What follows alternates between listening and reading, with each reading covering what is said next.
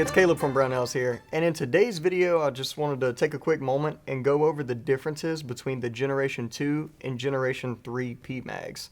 So both of these have been out for a while, but we never really did a dedicated, like, what's the difference video, so here it is. First off, I have a Generation 3 and the new Magpul MCB right here. So it is definitely different than this Gen 2. I just grabbed one of the black Gen 2s we have in here.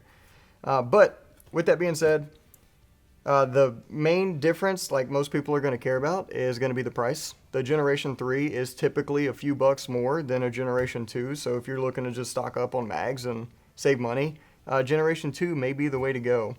And I remember, like, Generation 2, that came out in, I think, 2009, because I remember when I was in Afghanistan in 2010, we had a bunch of these shipped over, and they did really well. So that leads me to my next point, is the main difference is the actual polymer itself. The Generation 3s are made out of a better, newer, like, technology and, like, plastic and stuff. So these are more impact resistant and durable. The Generation 3s are actually made out of a better material. Even though, like, if you pick them up and look at them, and, like, you can even smell them a little bit, they smell exactly the same. So, and they feel the same. You can't really tell the difference, but they are different. Okay, now, with that, Gen 3s are stronger. That's not to say the Gen 2s are weak. The Gen 2s are still pretty dang strong. Like I said, we used these in Afghanistan. We didn't have any issues with them, and they're still a really good magazine. But if you're doing something where you got to bet your life on the durability of your gear, then definitely the few dollars more that the Gen 3s cost are worth it if you're using these for some kind of, like, serious use, right? And this one, I will point out, is windowed. They also come in non-windowed, so the windowed ones are more expensive than the non-windowed. So when I said this one's a few bucks more than this one, like, that was assuming we're talking about non-windowed versions. But I like the window just because you can quick reference your ammunition. All right, and let's talk about some details you can actually see. First off is going to be compatibility with different firearms.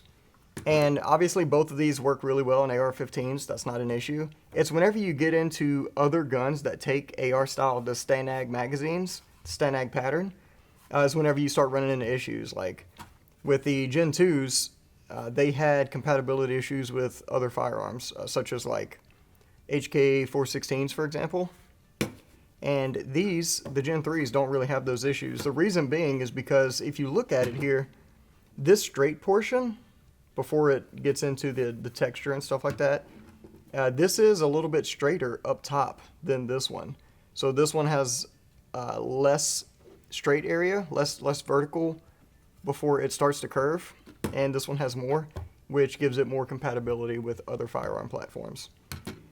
And then going on from there, an over-insertion stop. So your Gen 3, this tab on the back, is to prevent you from over-inserting the magazine, which can cause some issues, some reliability-related issues. And the Gen 2 does not have that. So these can be over-inserted and can cause some issues, especially if you're loading from an open bolt. That's when you'll really see those issues, and damage to the feed lips as well. But with that over-insertion stop, it's not a problem. Also, something really easy to notice, the texture on the back. So your Gen 2s don't have any texture. Gen 3s have texture on the back and on the front. So if you got, Butterfingers, you just been, like, absolutely destroying fried chicken and you need to load a magazine, you'll probably have a better chance at loading this one than this one, because you're going to slip right off of this one. And going on from there, looking at that same profile again, they do have different base plates. The base plates will not interchange between the two.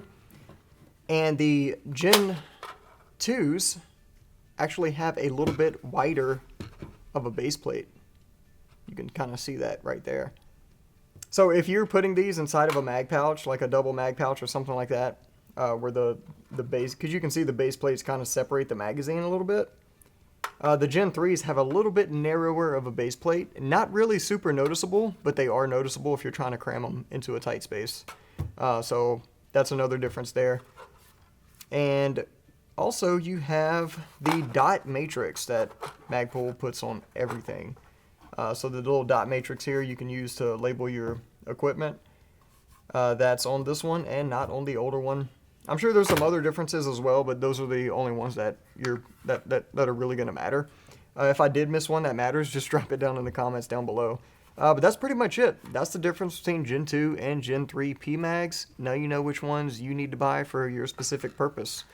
And if you haven't already, hit that like and subscribe button. And if you need help with anything for any reason ever, feel free to give us a call on the tech line. We'll be happy to help you out. Thanks for joining us, and we'll see you next time.